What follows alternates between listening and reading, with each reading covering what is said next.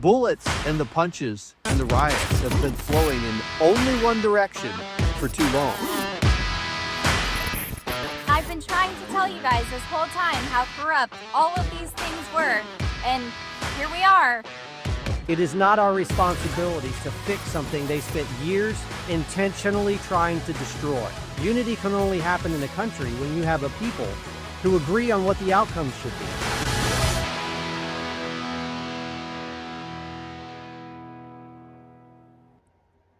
What's up, you guys? It's me, SK, by myself. So well, that's weird. Hold on a second. I got to fix that. I'll fix it. You keep going. Uh-oh. I was supposed to pretend like I was by myself, but guess what? PatriotDad's in the background running the show because, you know, I don't know how to.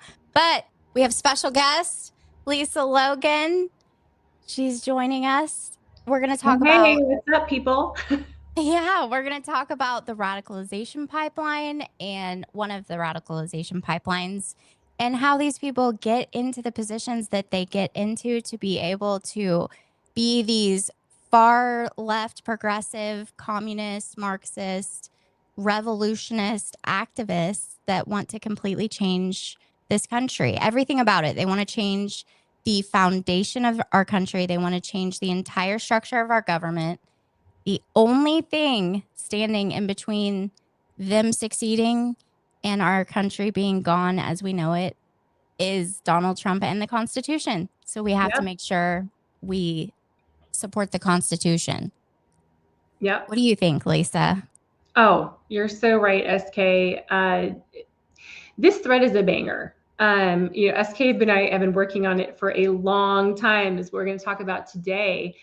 And we're going to outline for you how these Utah Global Diplomacy 7 for 17 award winners got to that point where they were being awarded for their advocacy of the United Nations Sustainable Development Goals by a State Department funded organization.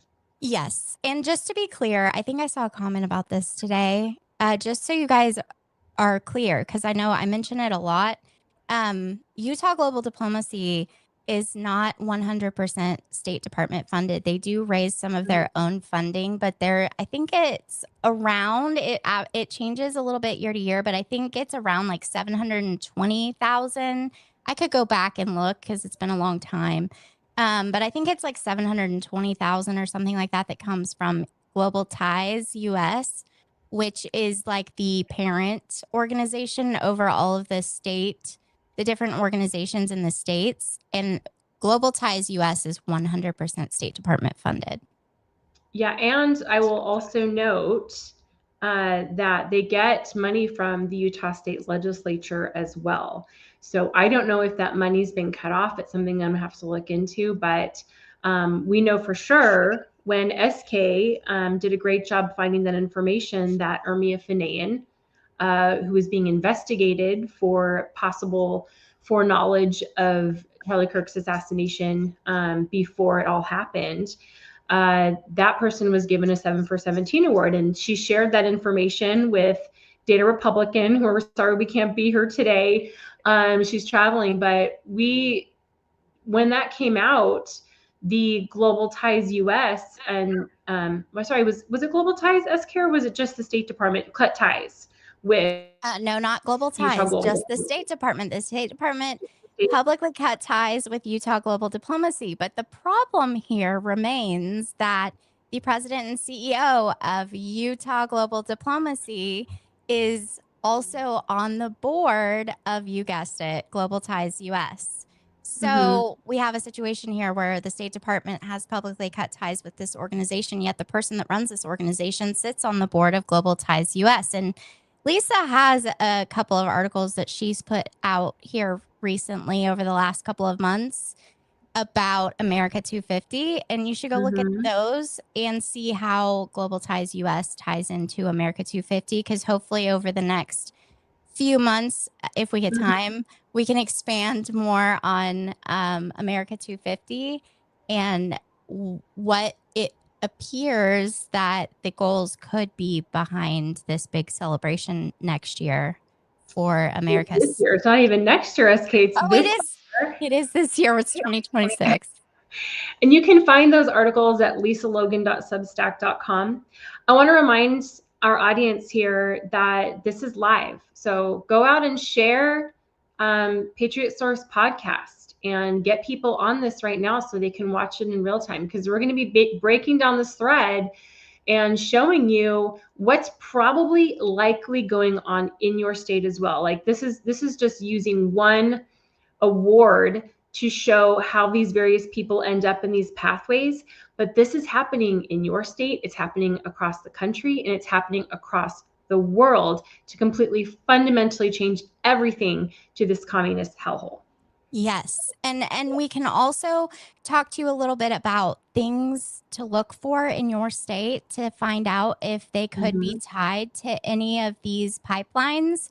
We can tell you what programs to look for and things like that. And we've talked on the Patriot Source podcast also with Lisa, and she's put out some great articles about the ecosystem that's behind all of this. We have all of the funding, the different arms, how they operate, all of those types of things have been covered on here and on her Substack. So you'll have to check those out, but we can probably touch a little bit on it today too. Right. So where do you want to start? Oh, sorry. You had something you want to say? No, I was just saying it's what PatriotDad called the spaghetti monster map, because it just looks like a bunch of little tentacles and arms. And this is, I think it's very important. I appreciate you kind of, hitting hard on this at the very front. This pipeline exposes the very real color revolution going on in our country right this second. It's not coming. It's not, partially here. It is here. So all these things you see going on in real life right now, these ICE protests, King's protests, everything you see happening is part of this color revolution. And it's part of their 4 Bs, the bridging, blocking, building, and belonging. But when that doesn't work, they also do the 5th B, which is breaking our system. So what they're trying to now is completely break our system and block anything we're trying to do to stop this color revolution. Yes, that is true. I sometimes forget all those B's. I was like, wow, she's got it off the top of her head. Last time we were on, we were like, wait, what's the last B? I surprised myself. You did great. And remember, also, this isn't just your state level. This is also at your local level. It's in your schools. There are programs being implemented from all of these B's, literally and figuratively at your state and local level, not just federally.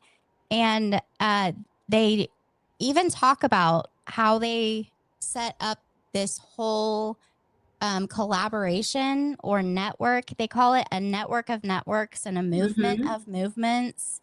And they have this thing they call the fractal network, which is the belonging and civic muscle part, which is how they kind of draw some of these people in, which is we'll be touching on some of that as well, because these sustainable development goals are across all of the 17 sustainable development goals. And that fractal network, it's your local, your state, and your national level. The local is the civic muscle hub. The state is the multi-solver networks, and the national is the network coordination. Right. And you may be going, well, what's wrong with the United Nations Sustainable Development Goals? I mean, I think a lot of people hear about the United Nations, or they hear about some of these sustainable development goals, and they go, oh my gosh, what's wrong with no poverty and quality education and all these kinds of things? But what they don't understand, and what the United Nations obviously doesn't tell you, is that it requires the globalization of everything. So it's not just dealing with poverty at your local level, for instance, on SDG number 1, it's dealing with the poverty of the entire world.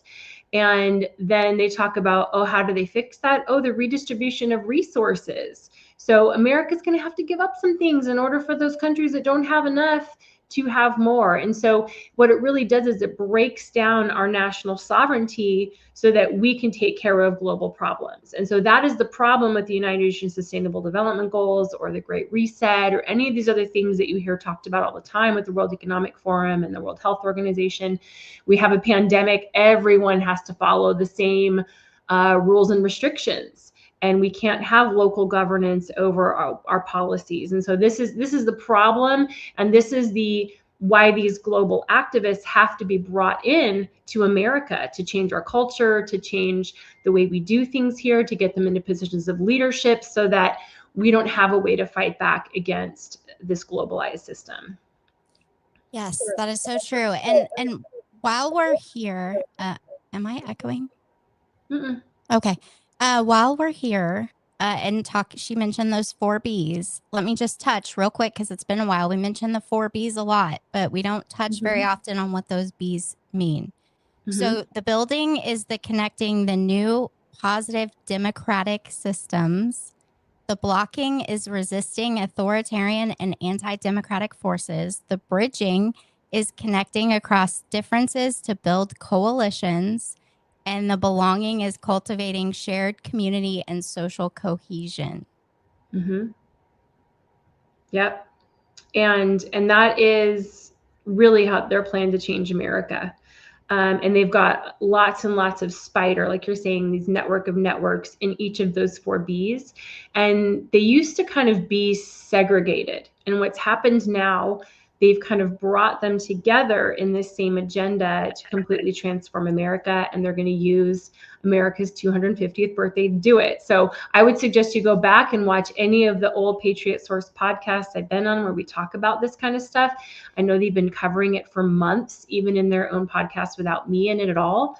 And go watch them, because this podcast is one of the only ones covering what's actually going on in America right now.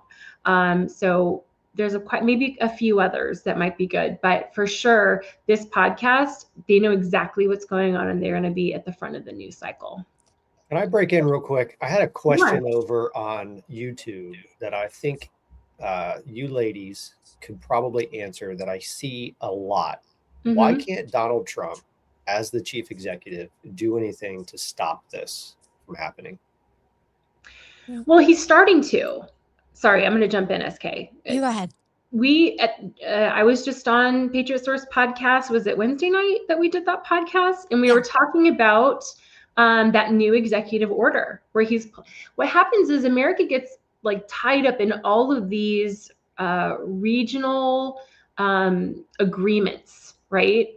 We have, again, it's a specific framework how we're going to handle things because we're a part of a coalition of other governments within non-governmental and UN agencies that say, hey, this is the policy if you belong to this. So, if we belong to a migrant, let's say a migrant organization within the United Nations, and they say, hey, you have to take in migrants, like that's what America has to do. So he's starting to pull us out of these particular agreements where we are doing things that are antithetical to American sovereignty and are not in America's best interest. So I think that he is starting to, but it's difficult. There's a lot of bureaucracy. There's a lot of red tape. There's a lot of,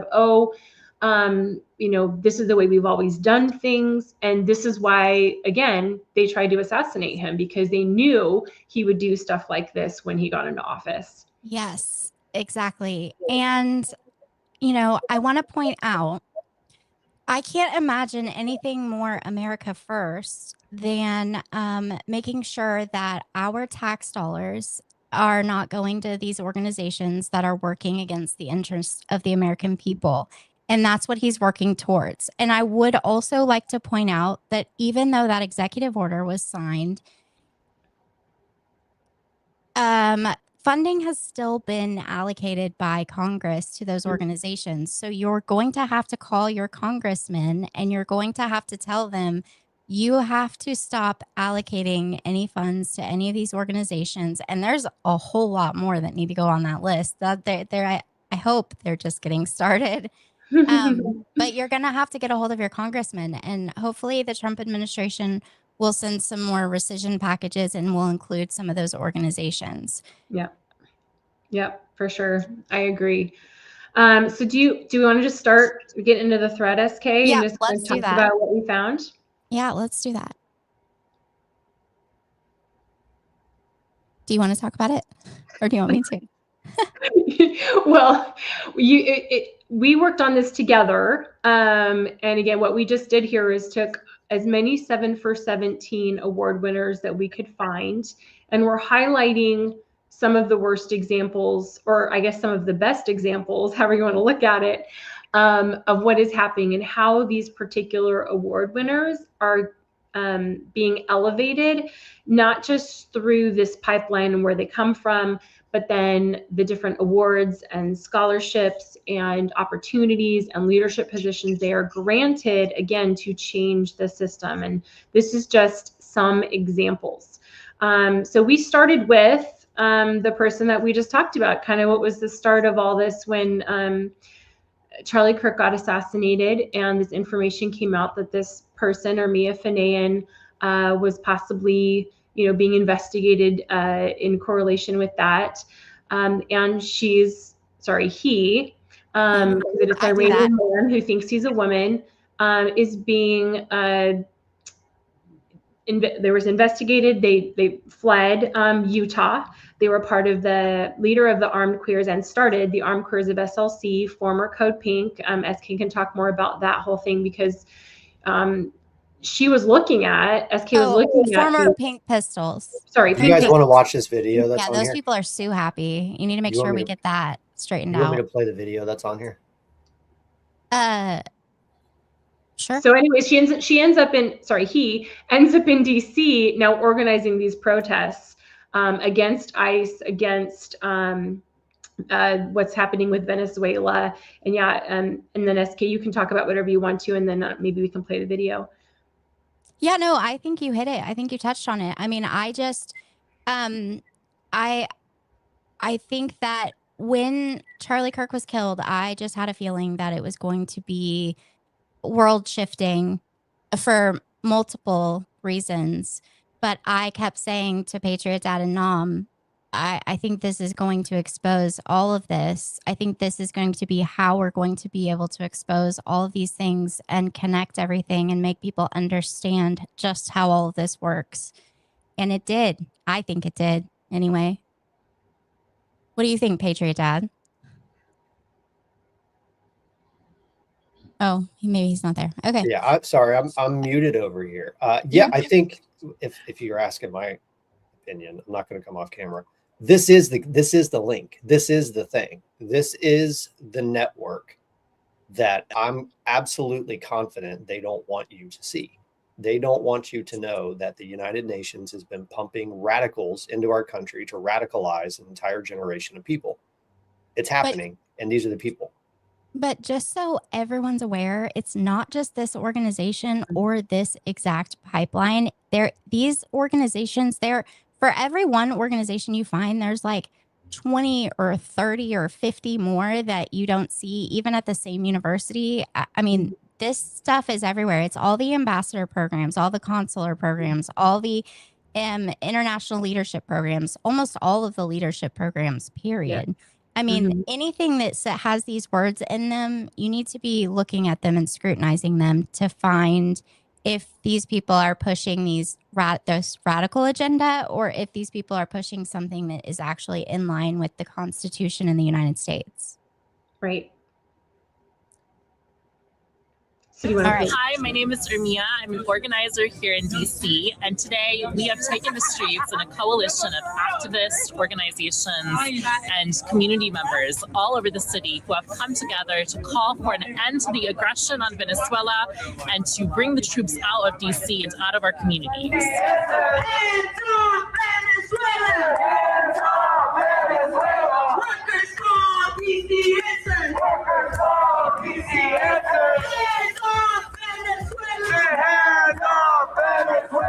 And we demand the Trump administration to stop threatening Venezuela and the Venezuelan people's sovereignty. Just so everyone sees that sign.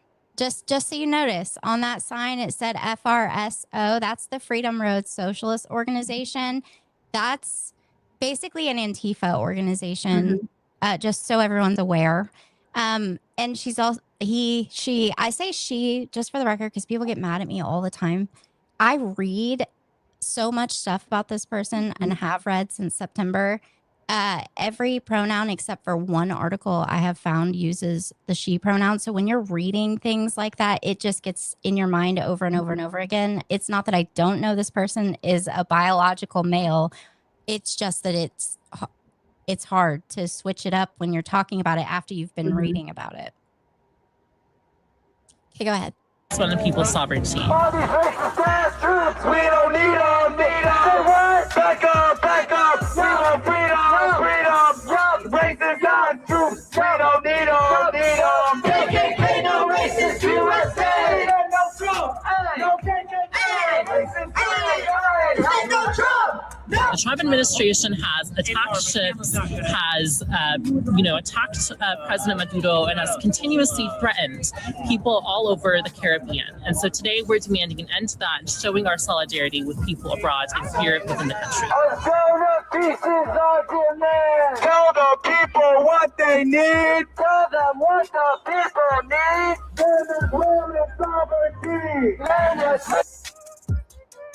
Showing our solidarity. People here and in other countries, SK. Did you ever say that? Can I ask a question? Sure. Sorry. Why in the hell is this Iranian-born immigrant talking with a Hispanic accent? Well, also, I don't know how exactly you say his, her, they, them, whatever pronoun you choose. I don't know how you pronounce the last name because I think I've heard it said so many different ways from his, her, whatever, their mouth. The last weird one that I heard was Finan. I was like, bro, what? Yeah, the voice SK always I can't. having to listen to.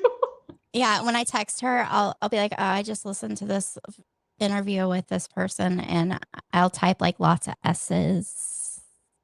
Right. So what it says in that thread is that, again, this person's been in lots of positions of leadership in Utah. And what caught my eye and the whole reason I got in touch with SK was that I was looking into this democracy cabal, which I knew the Dignity Index that Tim Shriver has been putting forth, and they've been pushing really hard since Charlie Kirk's assassination in my state and across the country.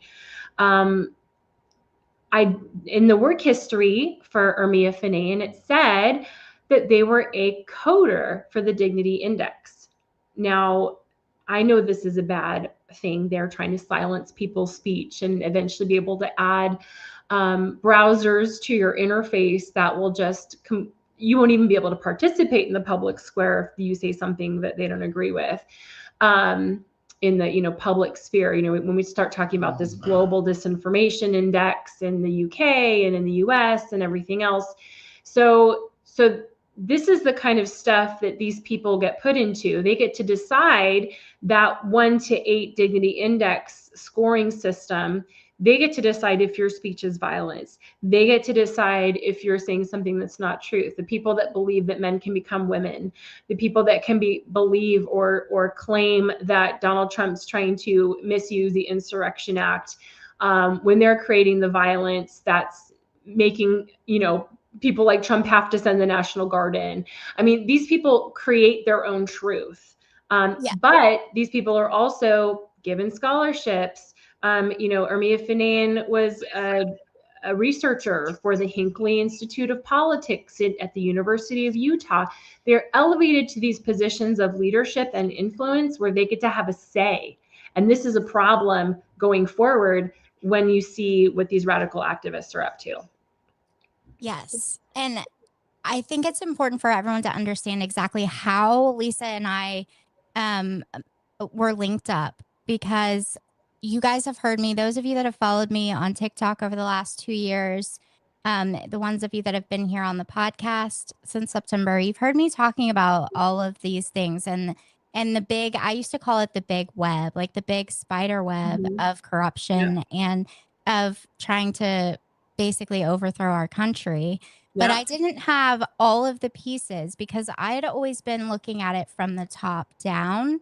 And so I knew the UN, I knew the countries involved, I knew a lot of the key players from former administrations and things like that. I knew a lot of the NGOs and organizations involved. I knew a lot of it, but the one piece that connected everything for me was when after this post, a couple of days after, maybe, I think, Data Republican reached out to me and said, somebody, you know, is asking if I can put you in touch with them. And I was like, I don't want to talk to anybody.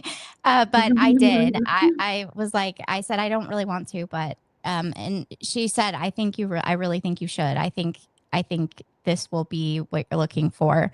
And so she put us in contact, and it was like, as soon as she started talking, I was like, oh, and that ties to this and this and this. And she was like, yes. And then that ties to this and this and this. And it was like literally the one piece I was missing.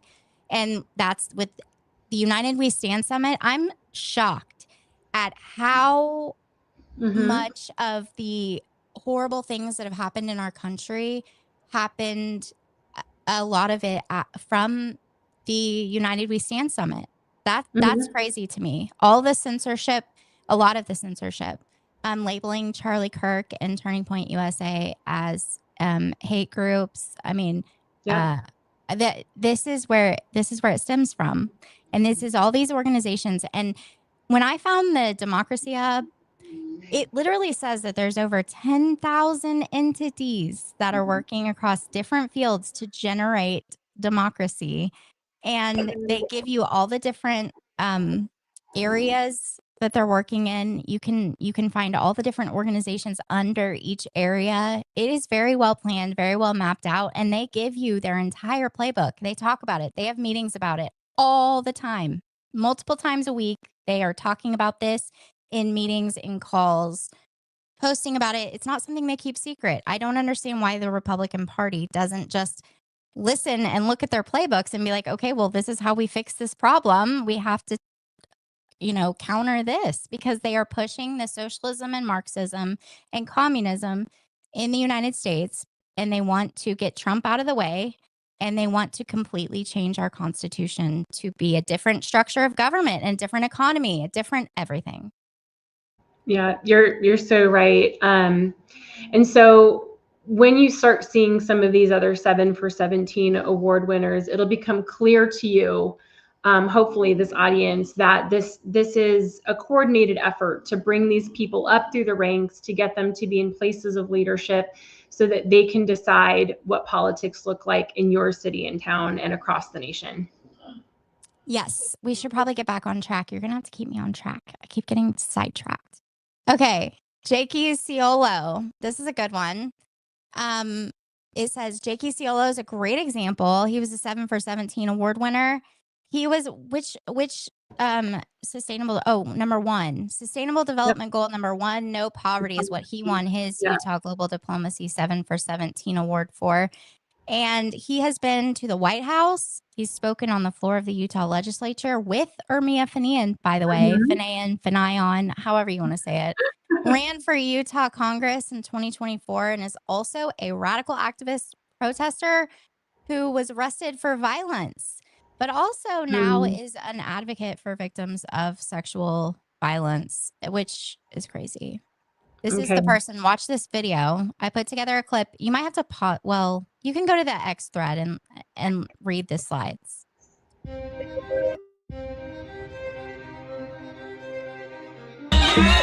Take me for a tour in the whip. Pillow top, showing off my expensive shit.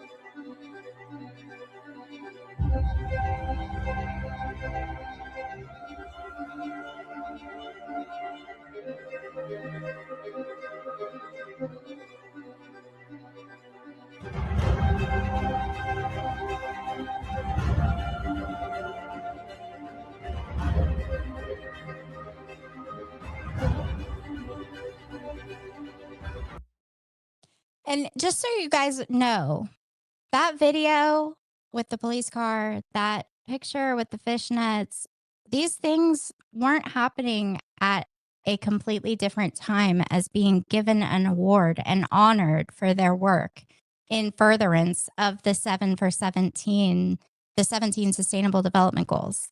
Most of those things that were just on the screen were from 2023, which is the year that he won, correct, Lisa? Oh, you're muted. Yes, it was the year after Mia won. Did she win in 2021? So I think it was 2022 then. I think so. It was 2021 or 2022, but I'm pretty sure his was 2023. And most of that stuff's from 2023. We're not talking about digging back 10 years in someone's past. We're talking about if any of those things are outside of the time period of the year where they won that award, it's a very short time period, maybe a year, 18 months. Right. And keep in mind, like SK just said, he ran for the Utah Legislature. This person was also, him dancing in front of the cop car. Flipping it off, by the way. Flipping it off. And at the very bottom, it said ACAB. And if you know what that means, that is an Antifa slur. They write it all over the place when they do their Antifa riots. It means all cops are bastards. So this person wants to go and represent you at the Utah Legislature. Yeah. I can't believe, even reading the things that they post publicly, like that are supposed to be professional, political, their political platform type views, they're very extreme and radical. And I don't think any of it is professional at all. So I don't know what type of radicalization is going on for these people to think that anyone in this country is going to be like perfectly okay with these people that want to push all of these. Well, but then again, I guess Mahdawi got elected in New York City. So here we are. This is like Mahdawi, which we'll get to that in a minute. But you want to keep going or you want me to do it? No, I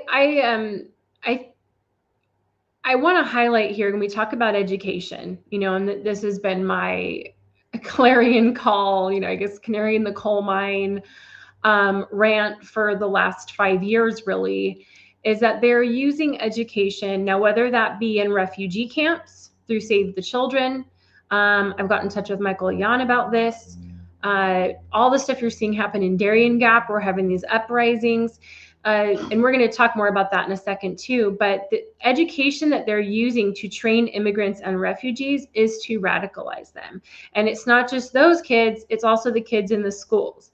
I've gone on InfoWars and I've talked about the brainwashing techniques that the CIA rejected that ended up in our schools as social emotional learning. And that's the kind of stuff they're teaching kids like Tyler Robinson in school. And what it does, its whole idea is to wipe their slate clean so that they can get them to have this, even if they grow up in a conservative home, even if they grow up in a communist country where they are like completely oppressed so much that they're fleeing that country, they will still brainwash them into this globalist mindset that we have to come here, we have to change America to be like all these other countries that are socialist so that everybody's needs are provided for.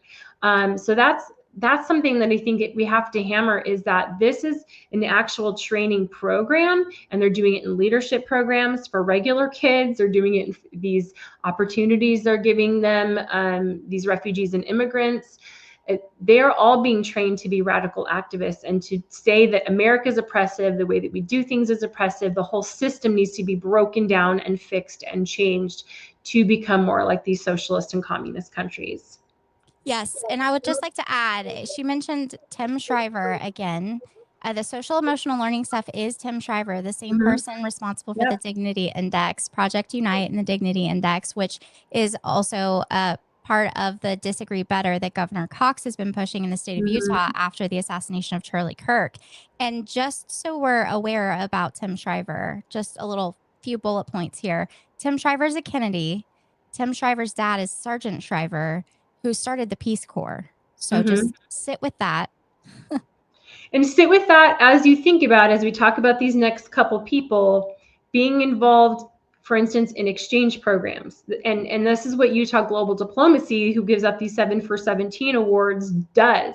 They literally have an international visitors leadership program that they're in charge of. They're given money to implement that in the state. And these exchange programs, again, bring in these radical activists, elevate them to places of leadership, and it's so that we can change our country. And so this Peace Corps was one of the original ways that they did this. Peace Corps, and now what you're seeing now through America 250 is we have an American Exchange Project. We've got AmeriCorps really pushing their leadership programs and volunteerism and service programs in every single state, and they're using those training programs in the same way to radicalize students. Yes, and the IVLP program that she just mentioned, the International Visitors Leadership Program, that is in every state. That is the program that is headed and ran by, funded by Global Ties US. That's International Leader. What is it? IVLP, whatever that stands for. That is a State Department program. Well, sort of.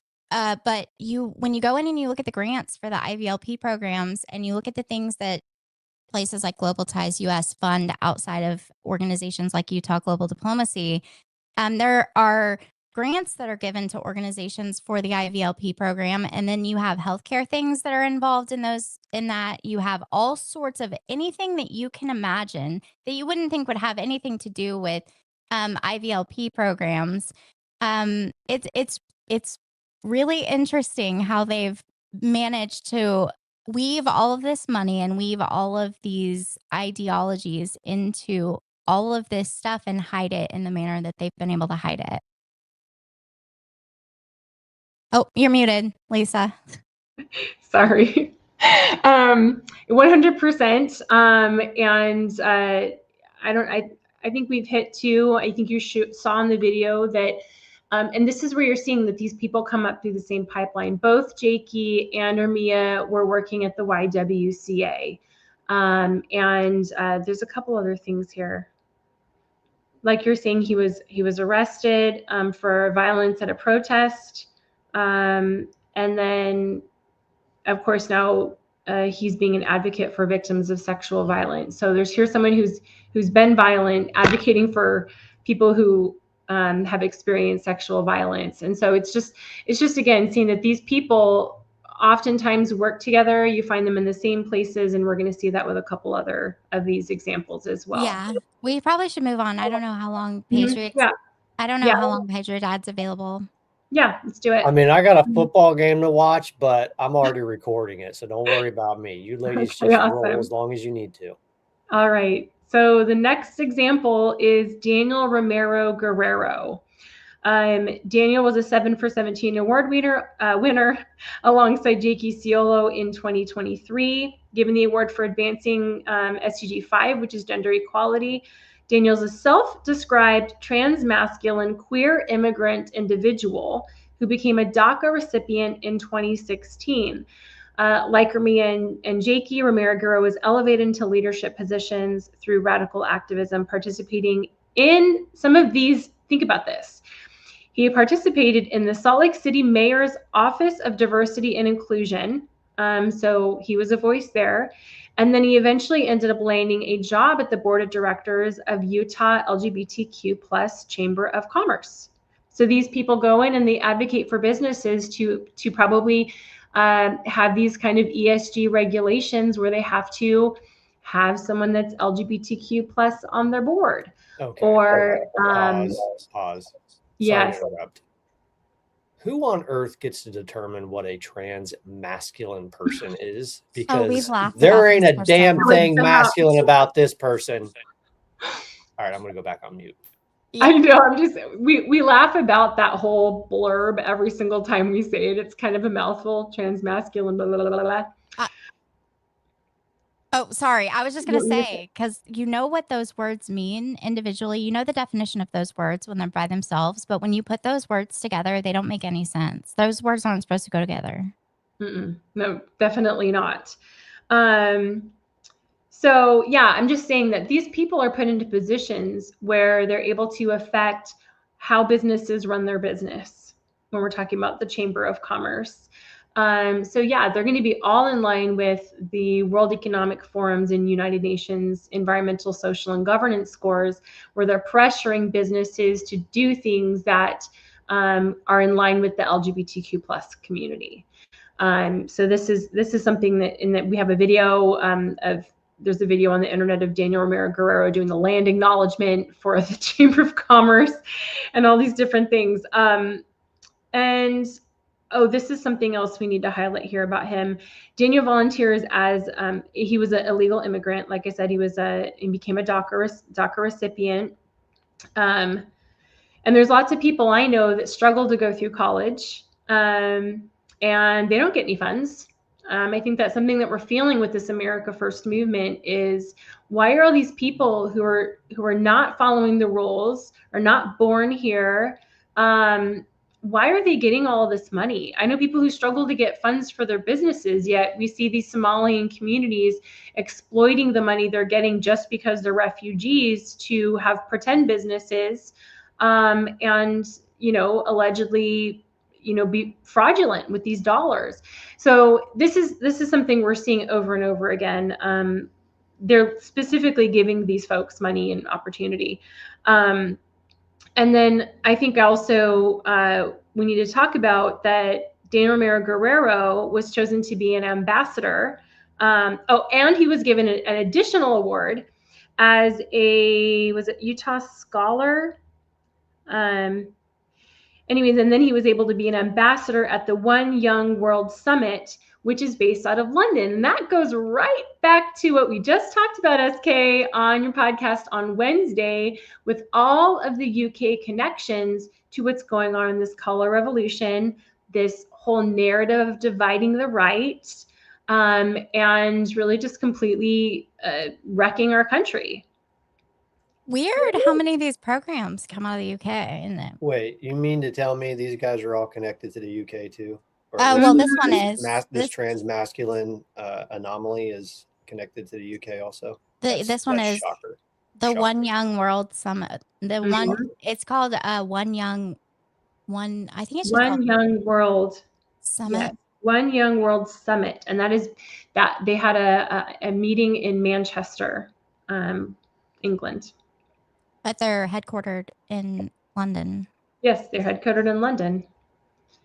And so here you have another, again, London connection. We were just talking about how that all the Spygate connections to British intelligence, all of the connections from George Farmer to Sir Richard Dearlove. If you haven't watched that podcast we did on Wednesday, I would go back and look because we covered all this. But again, very be careful. They're going to hack your stuff.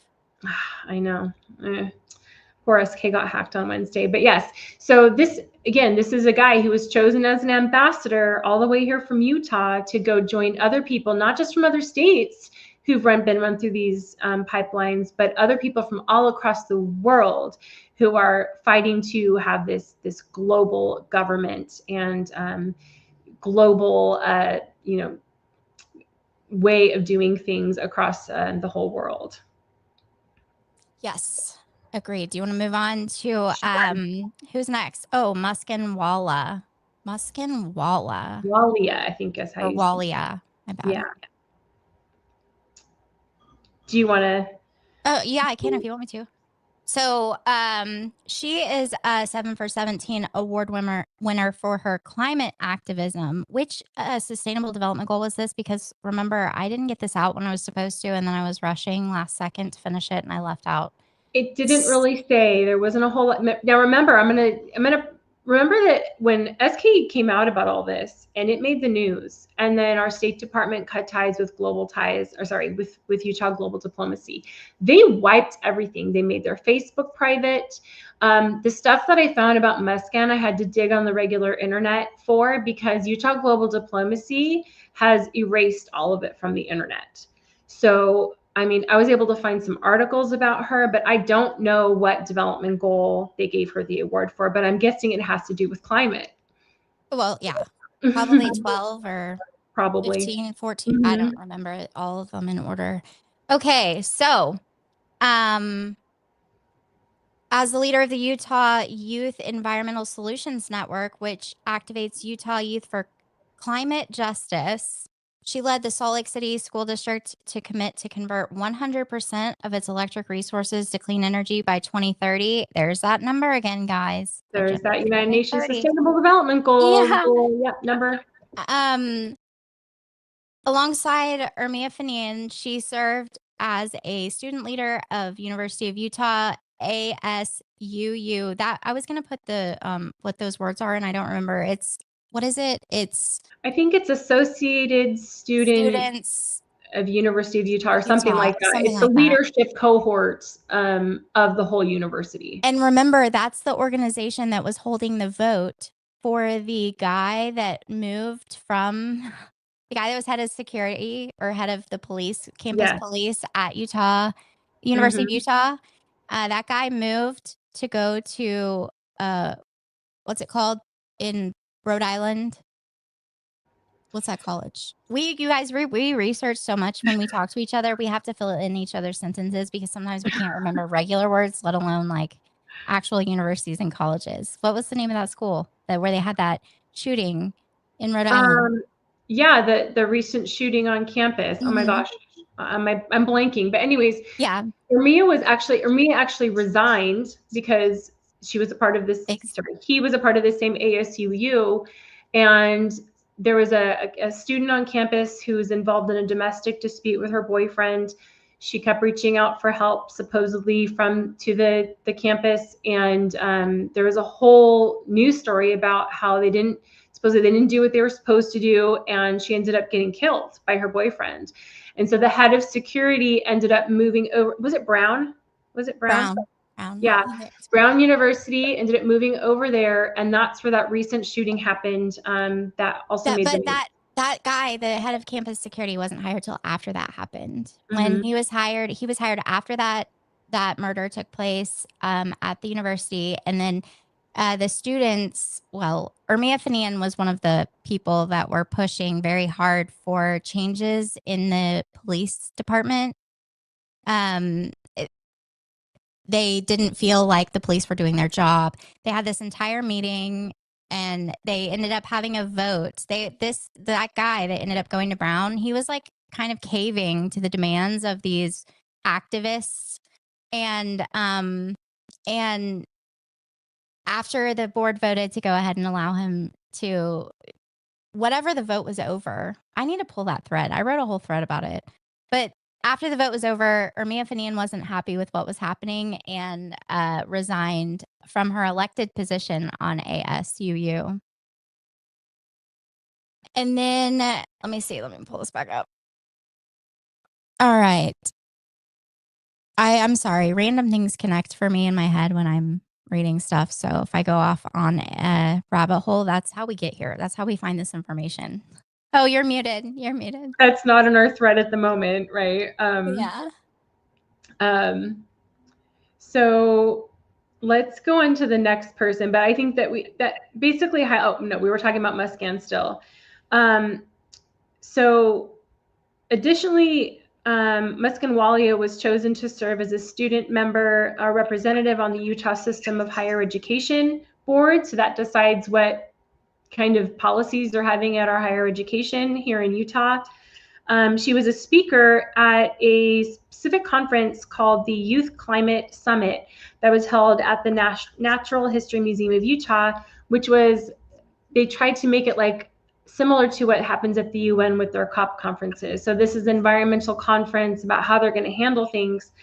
And she was discussing her efforts at their Critical Action Lab, which is a lab, I think, where they're bringing a lot of the activists. And she's a paid intern there, and she helped build an environmental justice training program on the history and solutions for the Great Salt Lake for 14 to 17-year-olds so they can become radical climate activists too.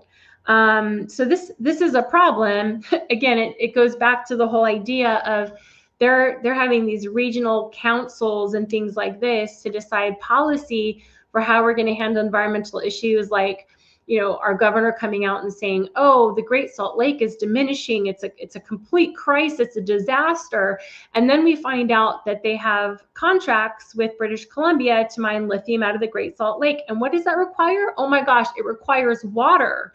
And then the mining companies with the air pollution. I agree. Our air in Utah is nasty, and it's really just an environmental problem. What happens is we live in a valley and we get low clouds, and during the winter, those low clouds serve as almost like a container to keep all of the smog in down here.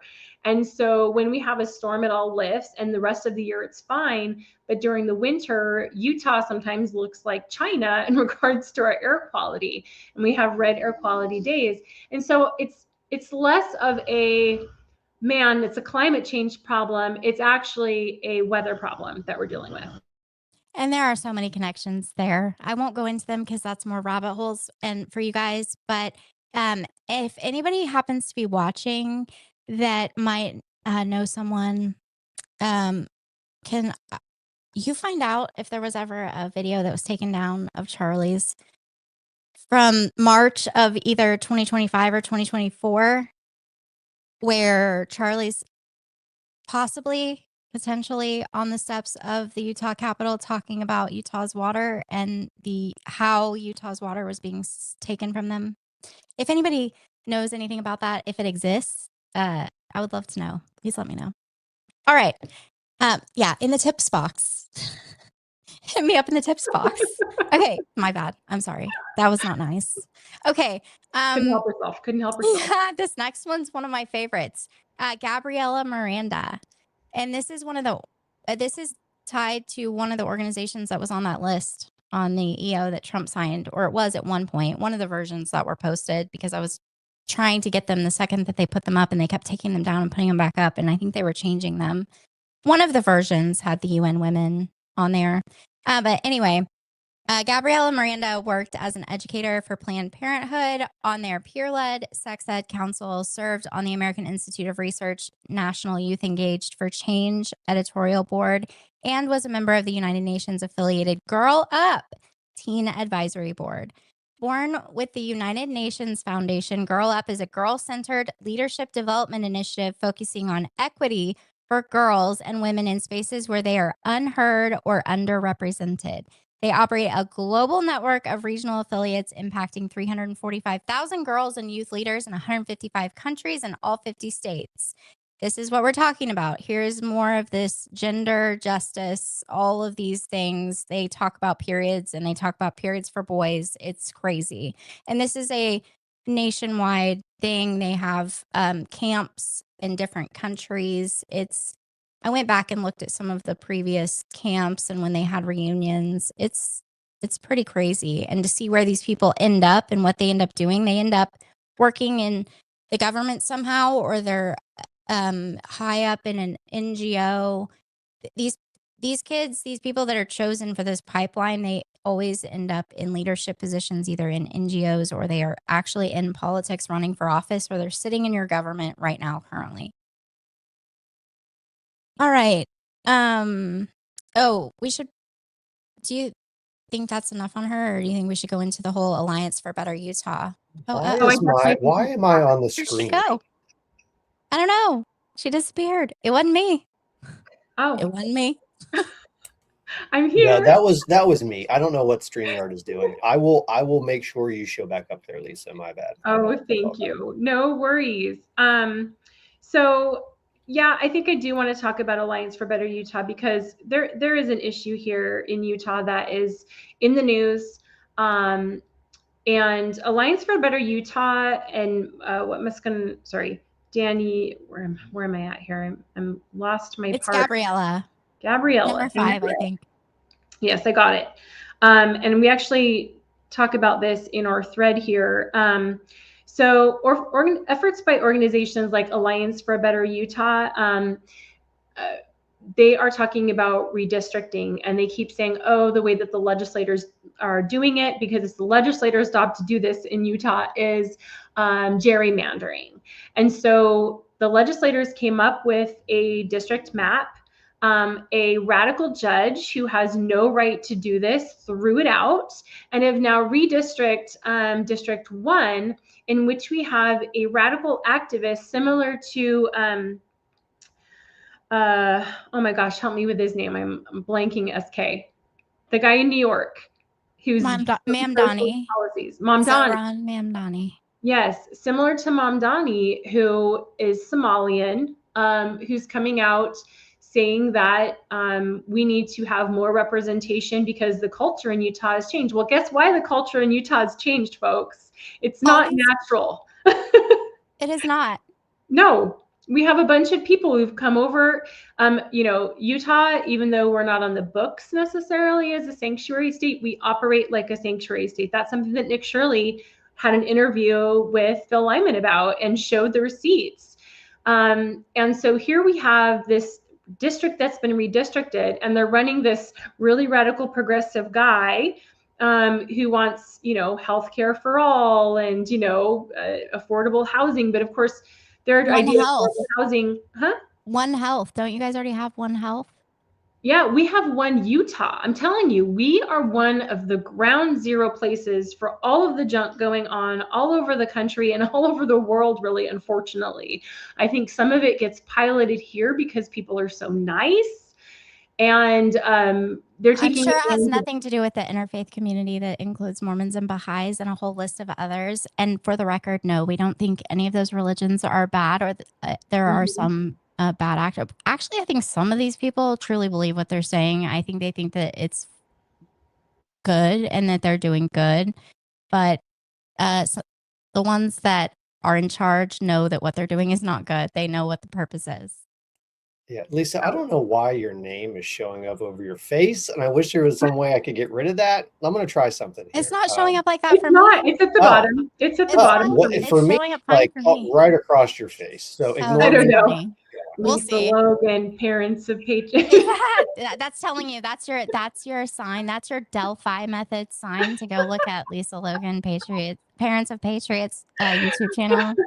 Parents of Patriots on YouTube. Look, check it out. Anyway, so yeah, I mean, I'm just saying all of this to say that, and this is not the only place we saw that happen, right? It happened in New York before they got Mamdani into office. And it's one of the pieces of this democracy cabal strategy is to focus on calling out legislative maps as gerrymandering, having their radical judges that Soros has put into place and their attorney generals and whatever else call it out and be able to not challenge this radical judge stepping out of their constitutional duties to change it and draw their own maps, and then running it in a district where they can, you know, probably fiddle with the numbers a little bit if they can, and elect someone, either run someone like this, I think his name is Liban Mohammed, and have like sort of a radical, and they did this already too with the same district that John Curtis is in. They run a really radical person, and then they run someone who they say is centrist. And in Utah, if you have an R behind your name, you're likely going to get elected. Okay. In the districts that Democrats are usually elected, they paint the other person as a centrist, even though they're a radical. And what was crazy was I found the person they're running against, Liban Mohammed, which is Ben McAdams, on More Perfect's National Advisory Board. Now, Dad Republican came out with a long thread about More Perfect and how it's the implementation of the Our Common Purpose report. It's basically the way they're going to change America. And again, redistricting is a part of that process. So this is all a part of the larger color revolution plan. Sustainable Development Goal number 10, reduce inequality, guys. There you go. Reduce inequality. Okay, next we have Jose Manuel Gonzalez. Jose Manuel Gonzalez was a 7 for 17 award winner in 2023 for advancing SDG number 10, reduced inequality. He's also an undocumented immigrant, like fellow grantee Daniel Romero Guerrero. Jose was given funding and opportunities to study and advocate for psychological interventions. Hello, brainwashing. that would recognize the lived experience of immigrants as a doctoral student at the Utah State University and now postdoctoral at Harvard. So yeah, in that little screenshot there, you'll see professional interests are immigrant mental health, students of color, social justice, liberation psychology. Tell me that's not brainwashing. Liberation psychology. Yep. Oh wait, I bet they like study like the Cuban revolution. There's that brainwashing. Revolution. Why does this person sound like the most boring person on the planet to be around? Like, I could not imagine spending 5 seconds with any of these people without wanting to take a nap. I sent a message to Lisa today, and I don't know if she thought I was serious or not because she didn't answer me. What is postdoctoral? I thought I thought getting your doctorate was the end of it. I thought there was no more school for you. I think you can get involved in what I've noticed anyways, and a lot of the people I've studied over time, is that even after their doctoral programs, they can get involved in under like a high professor studying some kind of really big, broad, so it's like positive psychology is kind of like that, right? You'll almost be like a researcher or you're part of this cadre of people at the university who's studying a particular, subject matter. That makes sense. Mm-hmm. They often call them fellows too, postdoctoral fellows or whatever. That makes sense. Yeah. Got it. So I think that's enough for him. I mean, psychological interventions, though, I keep telling you, all of this is about brainwashing. So they're going to take immigrants, they're going to put them in these circle times like social emotional learning. And they say, aren't you oppressed? Don't you want to change America so that your voice, even though you're undocumented and you came here illegally, can be heard and be represented in our government, even though our representative government are technically people who are citizens. Sorry, rant over. But that's the kind of psychological interventions they're going to be doing in these groups that Jose Manuel Gonzalez Vera is advocating for.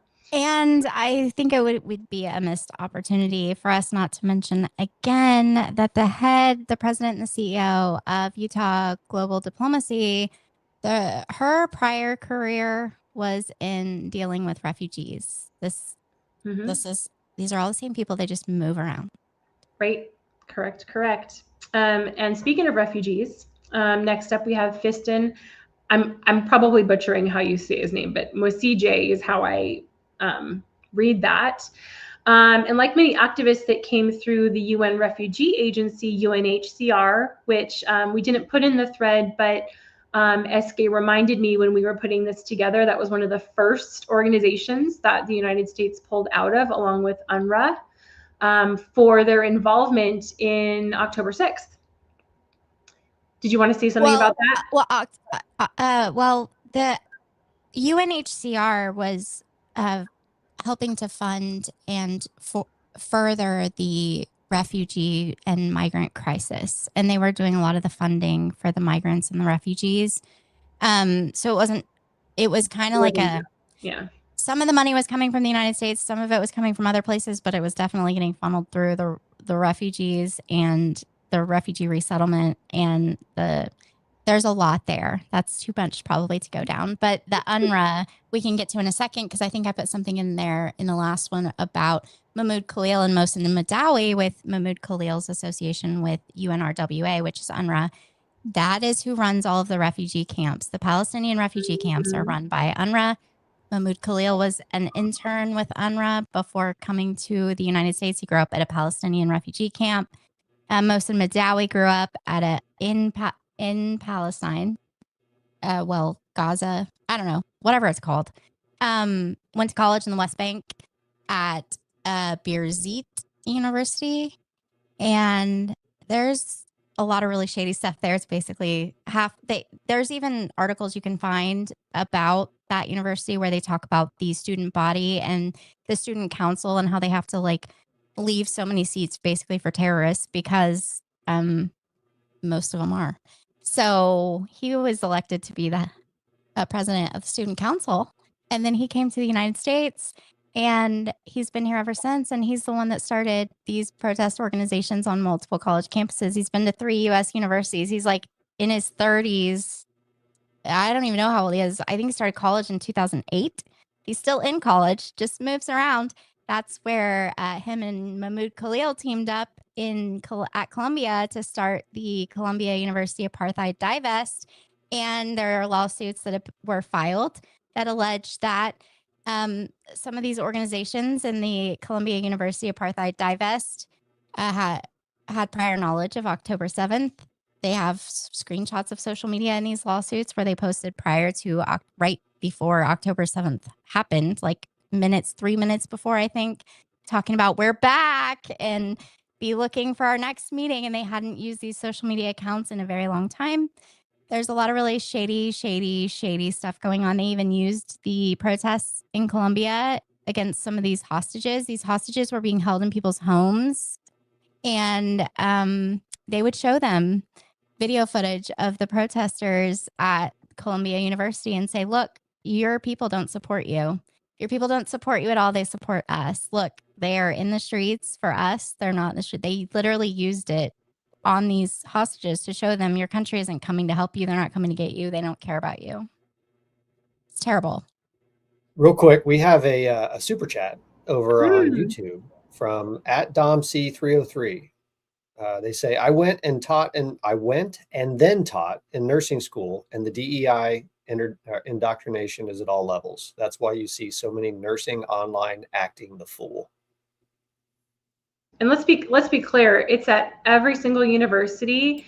It's embedded into all of the subject matter. It's the lens through which they teach all of these subjects. So, which is why you had that, oh my gosh, I can't remember her name. You had that one girl who was in the psychology program come out in a really big way. She was interviewed by a bunch of people and saying, hey, these psychology programs, there is no diversity of thought. They're teaching you one way of thinking, and it is all about affirming these kids who think that they're a different sex, and all, like, the whole idea is radicalization. And any students who enter these programs are going to be taught that, which is why so many people, there's the adage of, oh my gosh, I'm going to send my kid to college, they're going to come back a radical activist, even though if they grew up in a really, really conservative home. It's because they are drilled with this stuff daily in college in every single program.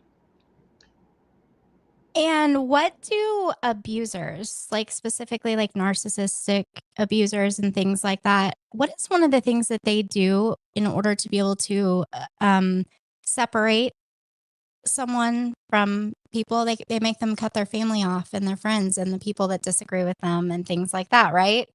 Look at the internet. The people that cut people out of their lives are the people on the left. On Christmas, it was heartbreaking again for another year in a row to see all of these people making videos talking about, I didn't spend Christmas with my parents, or I didn't spend Christmas with my siblings, or I didn't spend Christmas with my grandparents, or whatever.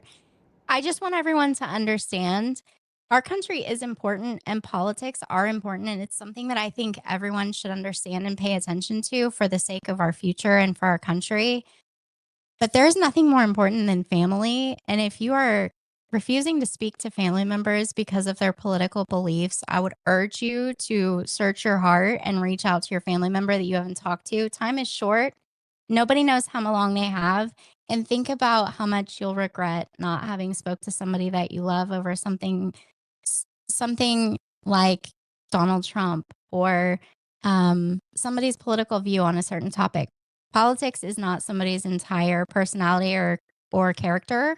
And you cannot assign a person's political views in a certain topic to their character unless someone's advocating for having someone killed or assassinated. I don't think that's okay.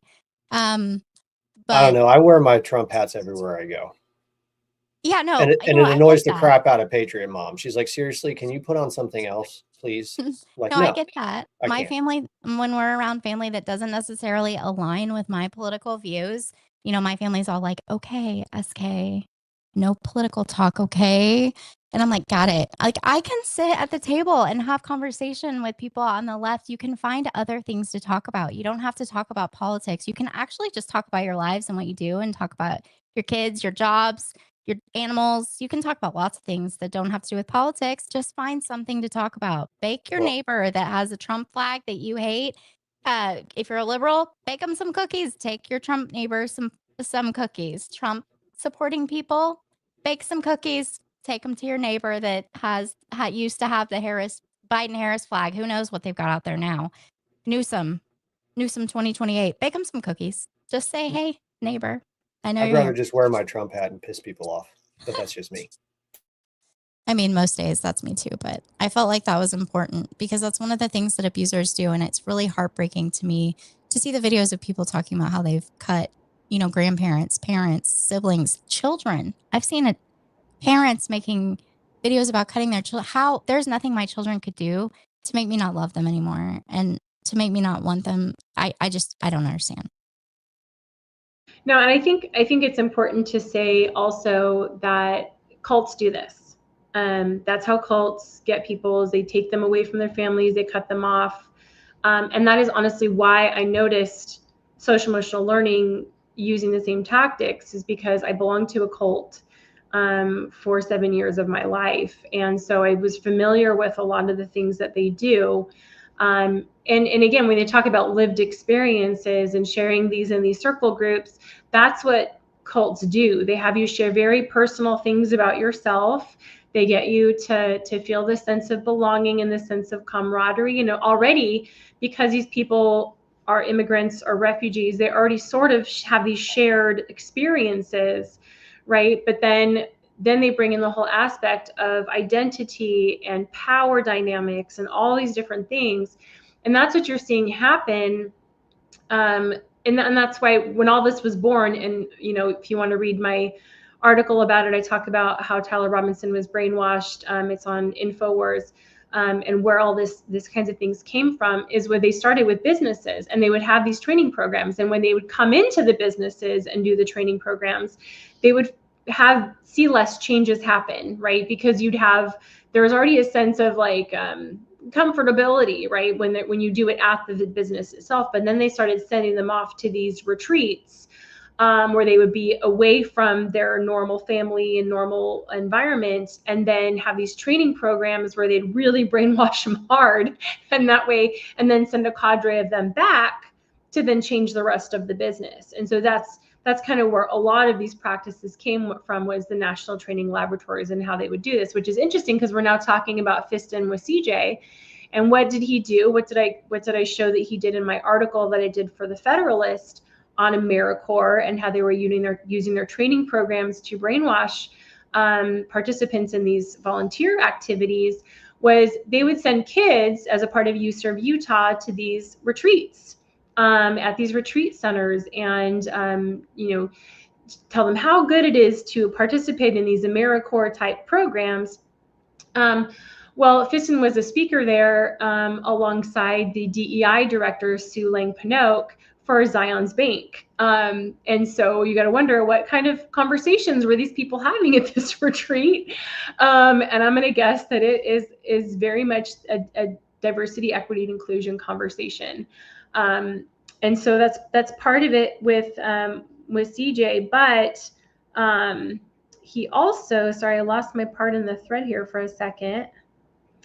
I'm going to scroll down to him because there was one thing. Very much we need to highlight that, like Daniel Romero Guerrero after him, because Fiston was a 2021 Utah Global Diplomacy Award winner. He also was an ambassador for that One Young World that we just talked about that was held in London. So again, they're doing this in other states. They're bringing them all together to these conferences. And at the One Young World Summit, they have really big businesses like BMW and I'm sure TikTok and YouTube and all these other businesses looking to hire these already trained activists to come into their organizations and change those organizations and give them even more elevated positions of leadership and influence all over the place. And that, my friends, is how you get those violations and get taken down on TikTok constantly and things like that, because these activists work for these companies and they are going to moderate your content however they feel necessary. I also want to note that Liban, who I just talked about, Liban Mohammed, who's going to be running in District 1 in Utah, formerly worked at TikTok and I believe also YouTube, wasn't it? No, Meta. TikTok and Meta, as a person who's doing data sustainability there. So where did that come from? You ask yourself. How did this Somali immigrant ended up working at TikTok and Meta? And here we bring up the whole package. Like, here we have this pipeline of activists being trained and being put into all sorts of positions of leadership. Are you telling me that Liban is the reason why I lost my 400,000 follower TikTok account? Maybe. Liban, I want my account back, jerk. Hey, PatriotDad, I don't know if you have time to get it or not, but I sent you a screenshot. Yeah. Are you ready for that? I think we can probably, we can get there and then we can close it out and we'll be done. All right. Let me bring that up here. Yeah. Well, you don't have to right this second. We'll do it at the very, very end. All right. You tell me when. Okay. So I think maybe Lisa can probably sum this up better than I can as far as the pipeline and how, you know, these kids are pulled into this pipeline and they know exactly where they're going. And I think the things that they do and accomplish or not accomplish determines which direction they're going to go next. They're either going to lead them to government positions, corporate positions, NGO positions. They're going to lead them where they need to go. Some of them are in these positions and still are just boots on the ground activists. I mean, others are starting these organizations like Armed Queers of SLC and doing the firearms training with people and then going off to schools in Washington, D.C. and Cuba. And yeah, you never know. But why don't you give some closing thoughts here, and then I'll say a couple words, and then I think we can probably close it out. Don't you think? Before you do that, there's been an abundance of questions over in both of the chats, and I think this is the perfect time to ask it. What can people do to stop this? What can folks in the chat, folks back at home, locally? What can they do, if anything, to slow this down, to stop this pipeline, to stop the bastardization of their communities? What can they do? That's a tough one. I think obviously sunlight is a big part of it, right? You have to expose how these things are happening so that they can be stopped. And obviously taking the money away like Trump has done is a big part of it, right? So you bet your bottom dollar I'm going to be asking the Utah State Legislature, why are you still giving $100,000 a year to Utah Global Diplomacy when this is what they're churning out? You have to rattle the cage, because no one else is going to do it. So I would say just look at these citizen activists like Nick Shirley, who's digging into the money. I mean, do it. Dig into the money. Where is that money going? What is it funding?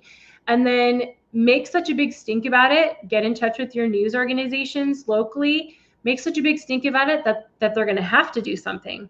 And so that would be my thoughts. But I mean, SK, what do you think? I think you're right on the money with that. I think it's also important for people to understand the language and recognize the red flags to make you want to look into something, as well as the candidates that are running in your area. The way that I started to see some of these patterns probably 15 years ago or so is I started doing a lot of campaign finance research in my state locally for candidates, not for candidates, but like looking at candidates' campaign financing.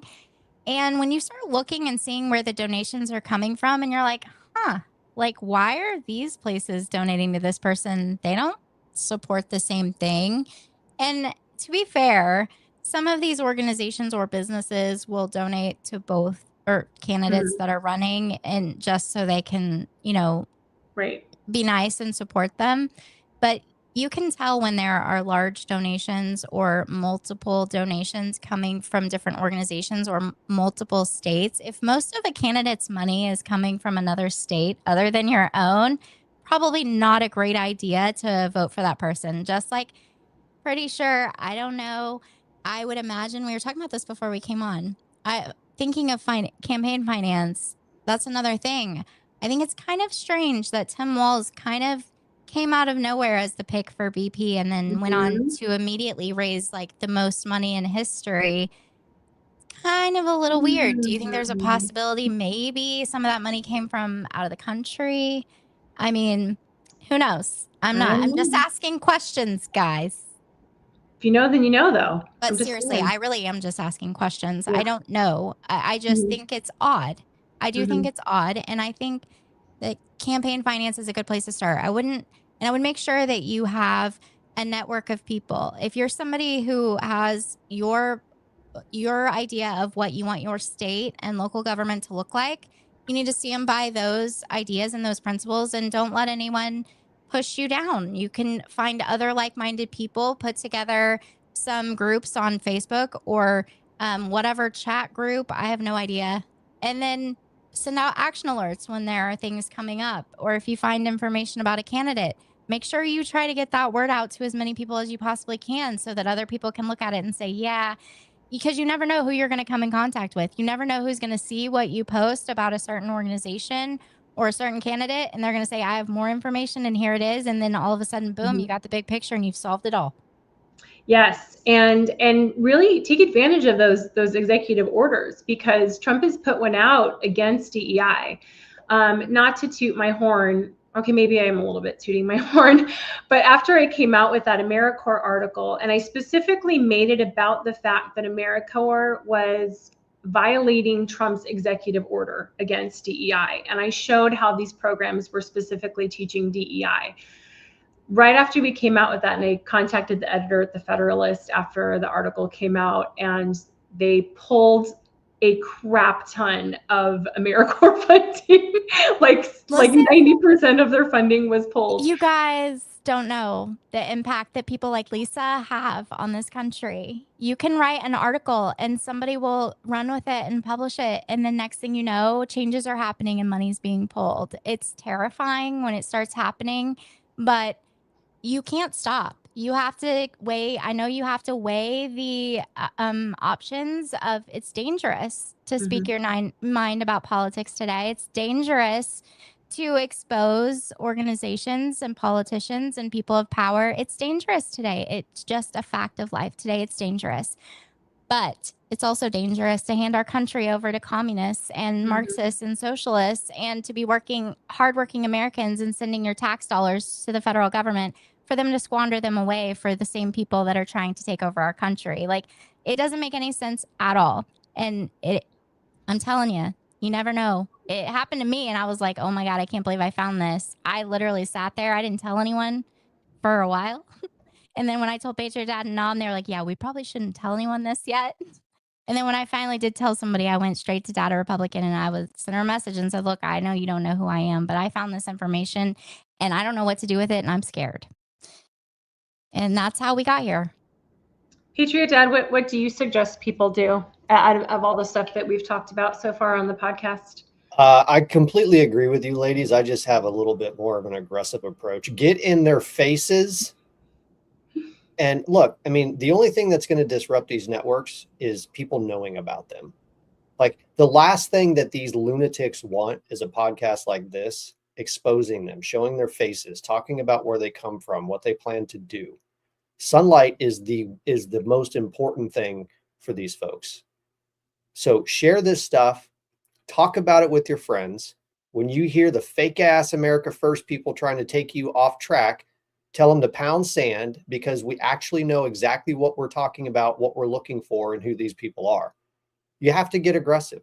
The MAGA movement, Americans are going to have to be aggressive in this fight, or we're going to lose, because the people that we're up against are literally willing to run you over with their car to make a statement. It's that simple. Wear your hats, get in their face, and like SK did, grow a set and talk about it. She's not That's lying. what I would do. But I will tell you right now, you will not find more information about all of these topics than you will on Lisa's Substack and Lisa's YouTube and her X account. The pinned post is a wealth of information, and there's links to other threads all throughout it. You can go just to her social medias and her YouTube and Substack, and you can probably learn 75% of everything that you need to know. Everything that you need to know about. Well, you can learn 100% of everything you need to know about what's going on right now. I mean, for sure, 100%. You can probably learn 100% of what you need to know about what's going on right now in just a couple articles on Substack. But if you want to learn the origins and you want to learn how they got here with all the federal plan and all those types of things and be able to see the pattern and see, it helps to start from the beginning so that you can see how they've managed to get us here. I don't know if you followed me on TikTok for the last 2 years. People used to laugh at me because I used to bring up the county comprehensive plans all the time. I'm not joking. When I tell you that's Agenda 2030, that's exactly what that is. I was telling you for 2 years exactly how they were trying to take your land from you, even if it's several feet on either side of water. My kid, sorry. Dang it. Uh-oh. I said I didn't lock my door. And I'm like, nah, they know I'm back here. Nobody's going to open the door. Here we are. That's what happens on Fridays. The kids are like, Mommy, what are you doing? I hope she was dressed. I have no idea what she was wearing. I think she had a nightgown on or something like that. Good. At least she had clothes on. So that's a W. There you go.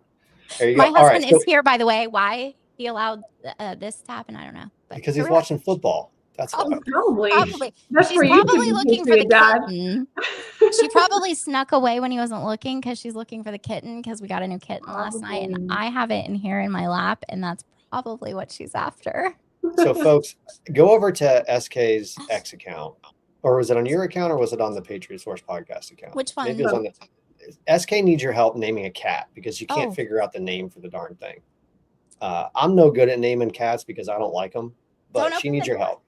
Sorry. Go over to the Patriot Source Podcast X account, weigh in on the poll. She needs help. She can't come up with a name for this silly furry thing. Help her name the cat. So do you guys want me to throw that last thing up, SK, that you had? Yes, please. I think it's important. But if Lisa has something she needs to say, she can say it. No, I mean, I think, again, just look at the thread. I think we've been pretty comprehensive in covering what was on there and where these people come from, where they're going, and how this relates to the color revolution that's currently happening in our country right now. And I think that you have to know where they're going next.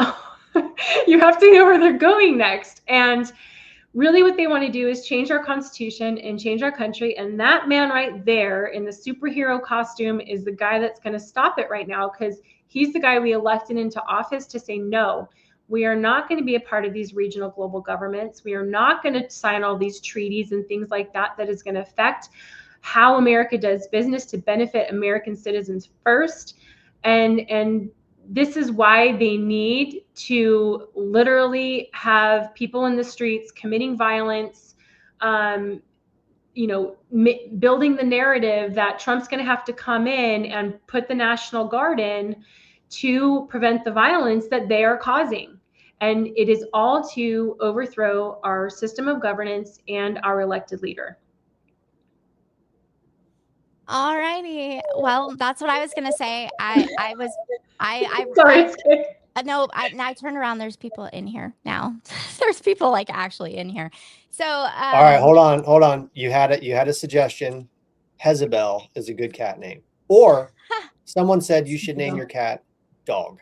Which, by the way, is interesting because the cat that you got, you said, is more like a dog. So maybe you shouldn't, in fact, name the cat Dog. It's a dog in a cat costume. That's what they're all like. All of that breed are like that, and they're the best cats ever. I haven't had one in 5 or 6 plus years because I hate cats. But the one we had was amazing, and I thought, we're never going to find another cat like this. They don't exist. Oh, apparently they do. Apparently they do.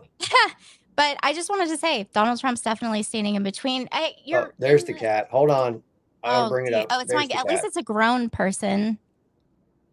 Oh, he said we'll be fine. So now it's just like TikTok Live. Welcome to SK's Shit Show TikTok Live.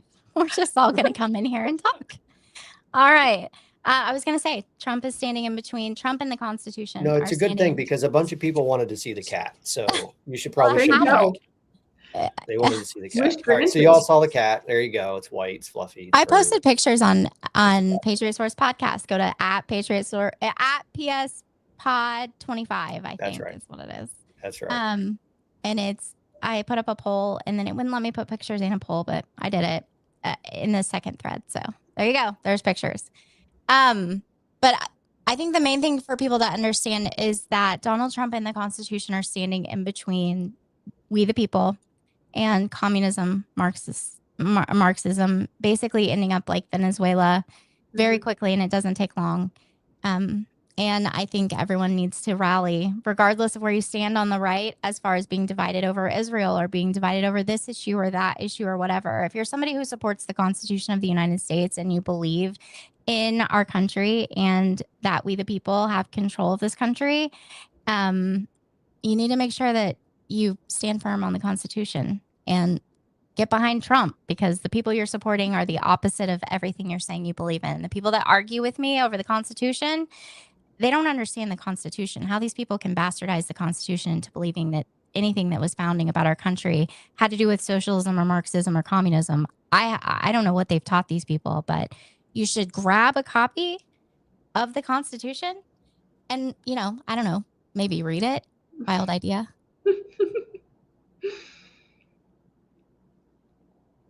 All right, who's going to end it? I will.